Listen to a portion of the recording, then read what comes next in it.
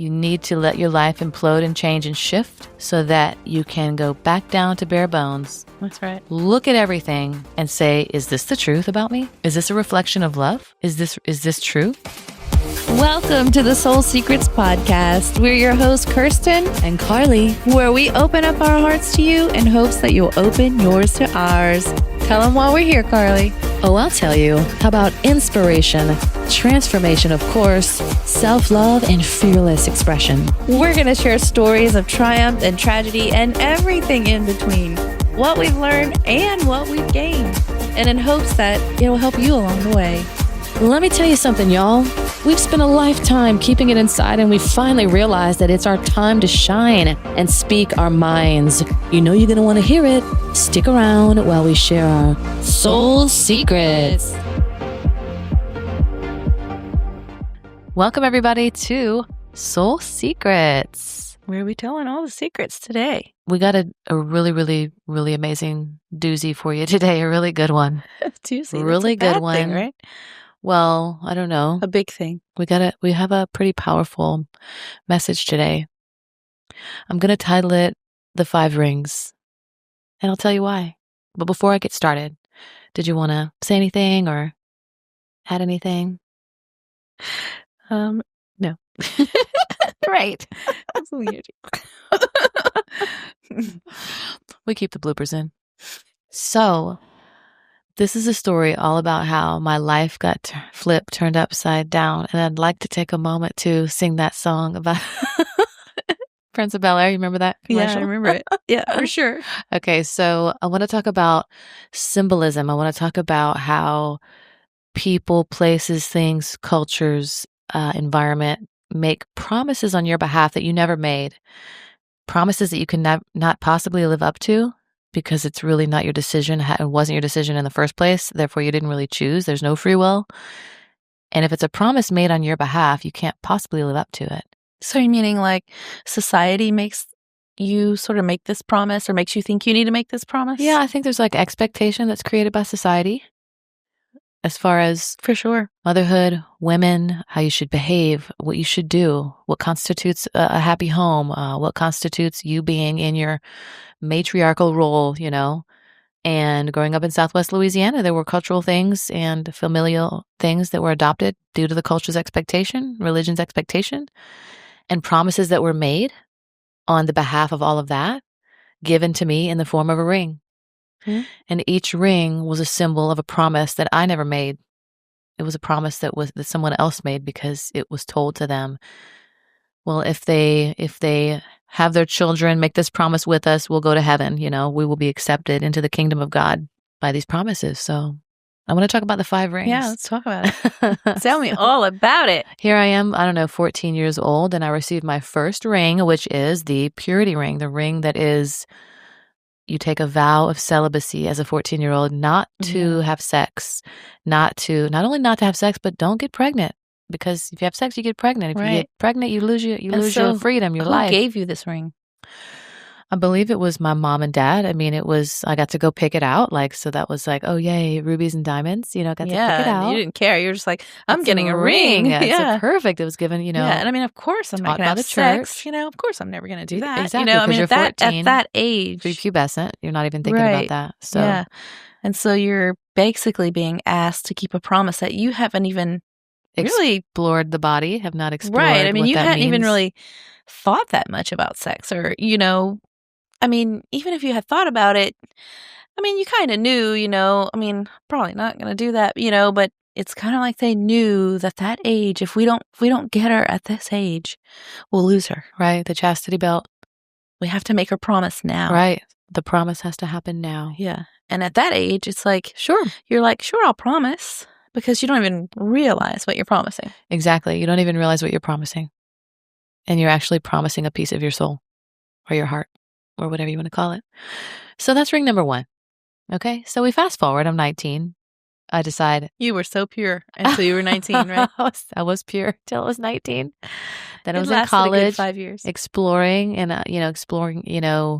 trying to look for a love, that resembled probably my father's love, like a girl would do, find a man or a young young man to mirror the father's love, and so I found someone and we explored sex and we started having sex. You didn't. I did. Oh my God. I did. I was 19. No Oh. preparation. It was actually And so what did nothing you do was with the taught. ring after you did that? I mean, The ring must have been elsewhere. I don't even oh, you didn't remember. have I that ring think I on. I took mean, it that off. that ring was I gone. think I took that You were off. like, well, I made the promise, I think but I took that ring off. I think I took that ring off. But, when that first started happening, I was very open and honest with my parents, thought I was, being such a very mature person doing this. And so that's what I did.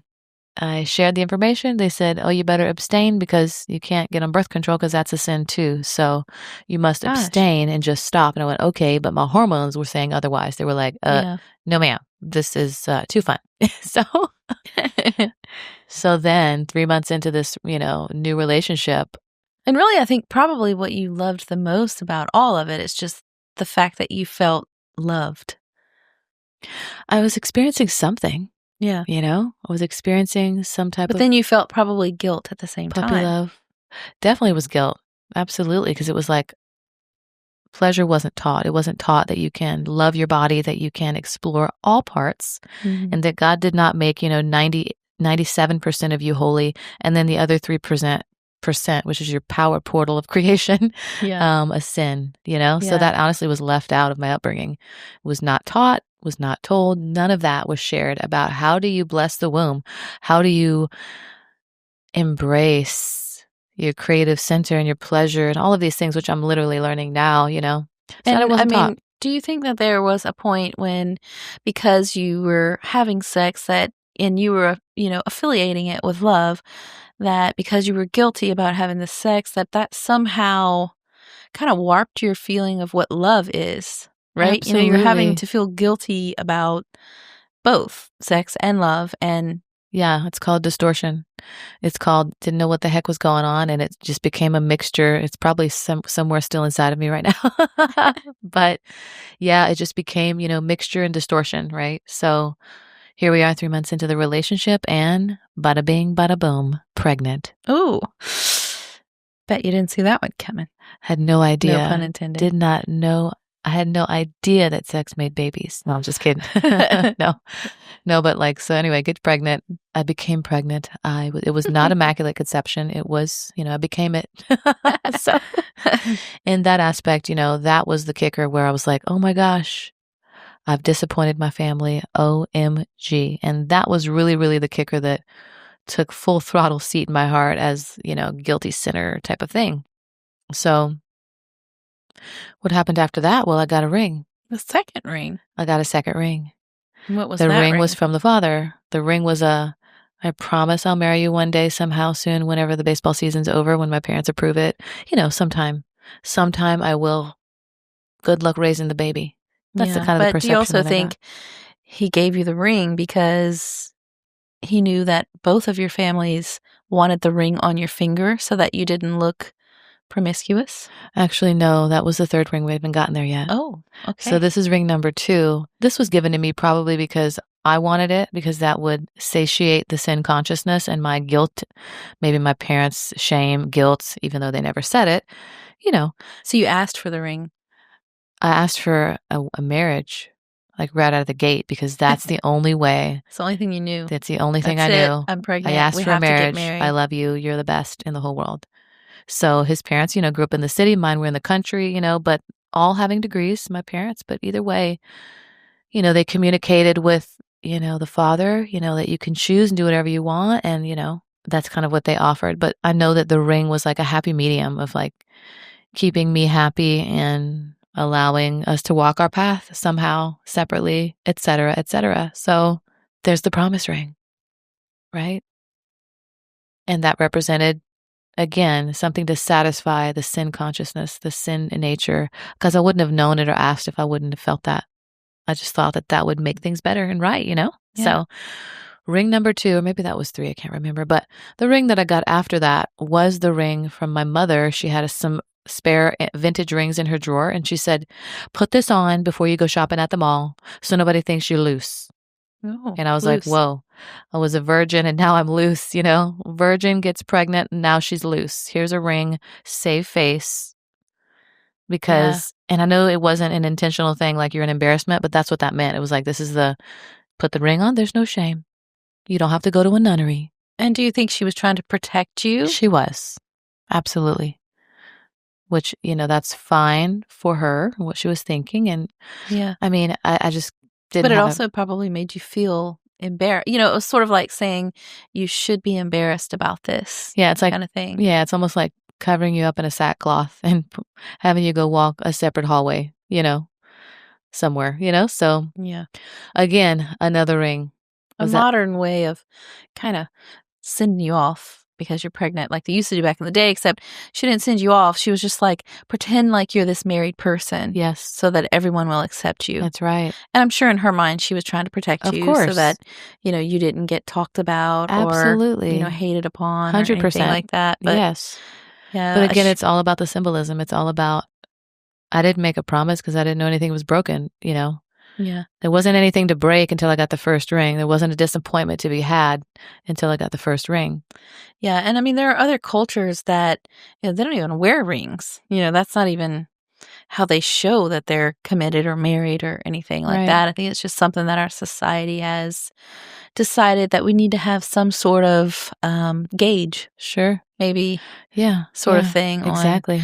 let me, you show us what's happening in your life, and I think from our parents' generation, they come from this generation of um, maybe status. It's Mm-hmm. just so important. Right. But I do think as a society, um, we're getting away from that a little bit. And I do think sometimes that generation sees that as being more maybe quote unquote liberal and Right. we can just do whatever we want. We have no consequences. But I don't necessarily think that it's that as much as it is people are just trying to say we're not going to put judgment on things as much anymore.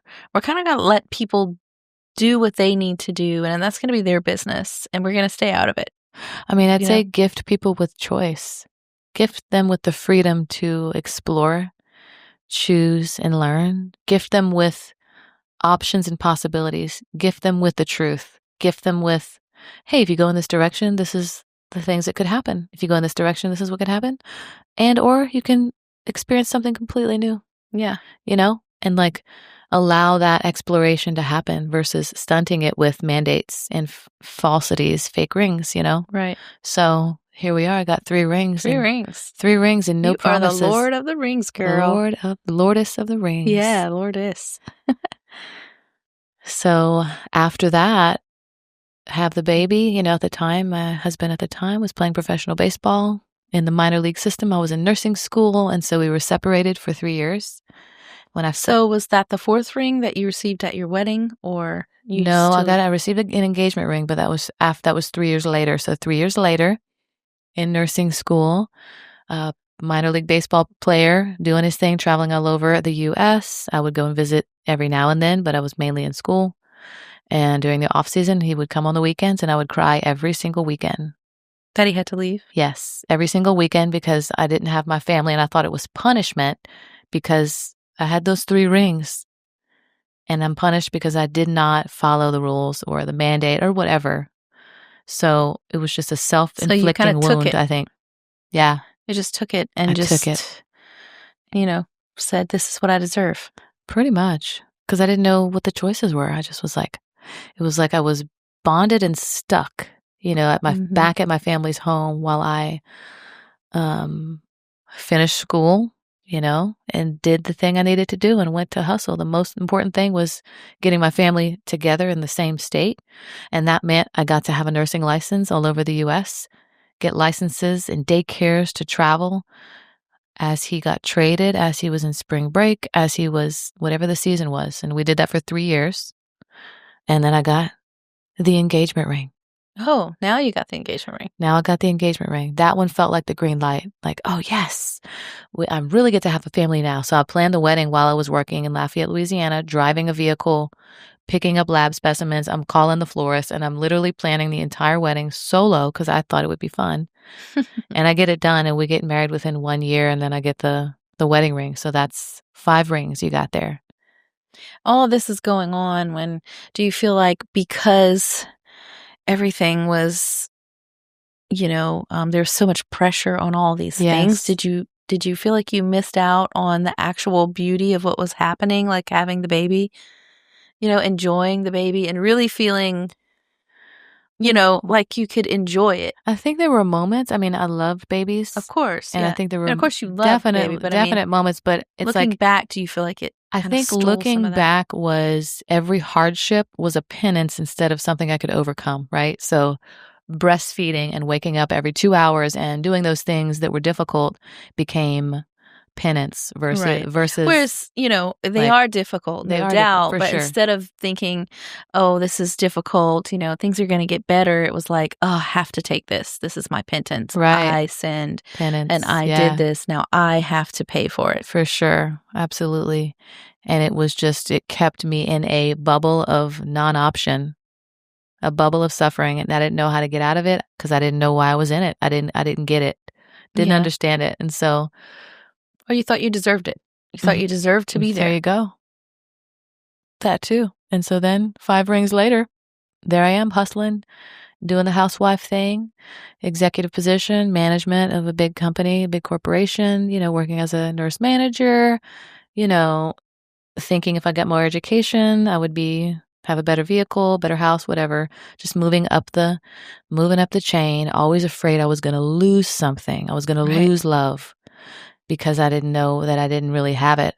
So it's like if you have conditions on your behavior by being given a ring, then there must be conditions on everything else. Like I To be must able to keep it. unlovable, right? Yes, I'm scared to lose love and that kind of thing. So And then there yeah, was the push of society, maybe family members, friends, having all these things, having these really nice cars, big houses, and you think you have to keep up with that. And if you don't have the nicest car, well, then what are you doing? What are you doing? If you don't exactly. have a really nice house, what are you doing? Not selling your soul enough for the Right. for the grind. So, just imagine the mindset of this young woman, this young girl, teenager. Now she's in her 20s, maybe in her 30s, and she's living a life afraid she's going to lose the love that she worked so hard for and got the 5 rings for. Right. So, in that fear, you end up repelling the other person in the relationship as you go along. Well, yeah, because fear, only creates more fear and fear in the people around you. For sure. And you're putting out, um, you're You're putting out the signal that you want that thing you don't want to happen. right.